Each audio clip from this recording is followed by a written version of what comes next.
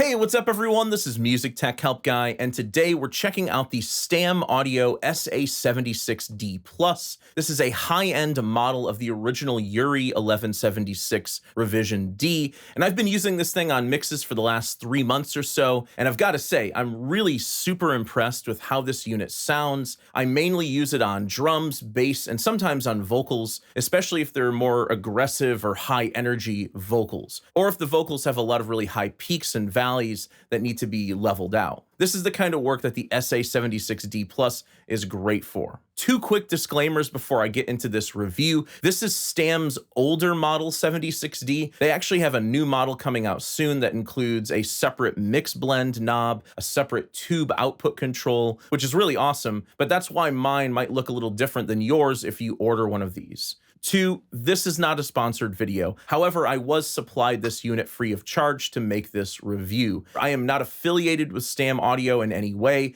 I'm not trying to sell you something. I get no kickbacks or affiliate pay if you buy one of these. This is simply just my opinion, my review, and how I like to use this unit for hybrid mixing. Next, I'll do a quick flyover of the controls and features of the SA-76D Plus. If you've used 1176D plugins or hardware before, many of these controls are going to be very familiar to you. However, there are some cool additions with this unit that make it even more versatile than your typical 1176 clone or 1176 plugin. So on the left, you have your input gain. On 1176s, there is no threshold control. So the input gain sort of functions like your threshold as well. So the higher the input, the lower the threshold, and the more of the signal will be compressed. The output gain on this unit is very interesting and very unique. If you have the knob down, this is just a normal solid state output stage. However, unique to this unit, you can actually pull out this knob. It's a pull pot, and you get an additional tube output stage.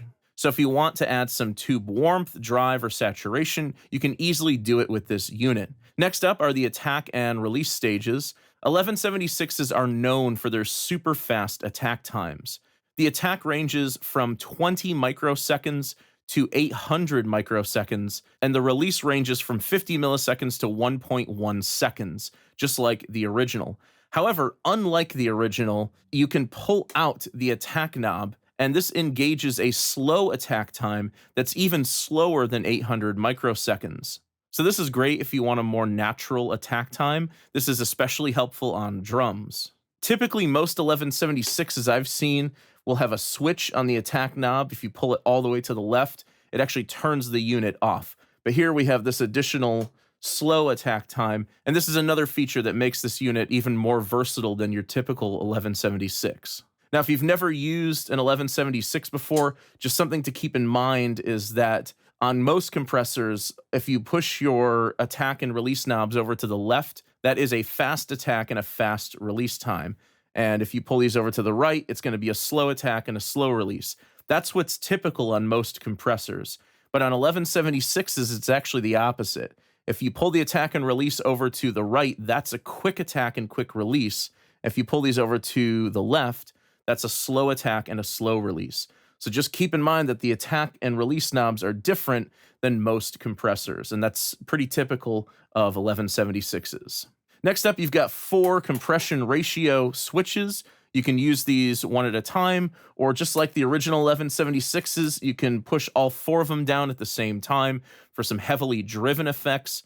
Or what I like to do, I like to press down different combinations of these, like 8 and 4, or maybe 12 and 4, or maybe 12, 8 and 4. And you can get some really unique sounds this way that you can only get from an 1176. Next up, you have your VU meter. On the right, you have meter modes. So you have gain reduction, +8, +4, and then the red button just shuts the whole unit off. And then going back and selecting a metering mode will turn the unit back on. All right, so that's an overview of the controls on the SA-76D Plus. Next, let's check out some musical examples. First up, I'll demonstrate this on vocals. Now, admittedly, this is not the type of vocal I would normally use this on, but this vocal does have a lot of really high peaks and really low valleys in terms of its dynamics, so the SA-76D Plus does a really good job of controlling wide dynamic ranges like this. So you'll hear the vocals in a mix, just dry with an EQ on them, no compression, then 3 examples with the SA-76D in. I'm using a 4:1 ratio on all of the examples. The first one I'm using no tube, then a little tube drive, and then even more tube drive. And I've used a couple different attack and release settings as well. After you hear it in a mix, I'll play some solo examples as well. I carried your heart when you needed me. That's just how our love was meant to be. I keep on tearing through these tragedies. I took the brunt of your shame and all your misery. I carried your heart when you needed me. That's just how our love was meant to be. I keep on tearing through these tragedies. I took the brunt of your shame and all your misery. I carried your heart when you needed me. That's just how our love was meant to be. I keep on tearing through these tragedies. I took the brunt of your shame and all your misery. I carried your heart when you needed me. That's just how our love was meant to be. I keep on tearing through these tragedies. I took the brunt of your shame and all your misery. I carried your heart when you needed me. That's just how our love was meant to be. I keep on tearing through these tragedies. I took the brunt of your shame and all your misery. I carried your heart when you needed me. That's just how our love was meant to be. I keep on tearing through these tragedies. I took the brunt of your shame and all your misery. I carried your heart when you needed me. That's just how our love was meant to be. I keep on tearing through these tragedies. I took the brunt of your shame and all your misery. I carried your heart when you needed me. That's just how our love was meant to be. I keep on tearing through these tragedies. I took the brunt of your shame and all your misery. In my opinion, adding some smack and punch to drums is really where the SA-76D shines. I'll typically use the slowest attack time on drums without pulling out the knob, along with a slow release time to really tame down the sustain of the drum and bring out the punch. So here I'll demonstrate some different settings on kick and snare. On the kick, you'll hear a dry example, an 8:1 example, and then a setting I love on drums is to press the 8:1 and 4:1 ratio buttons down at the same time. And with a little tube drive, this creates a really nice sort of classic John Bonham style kick.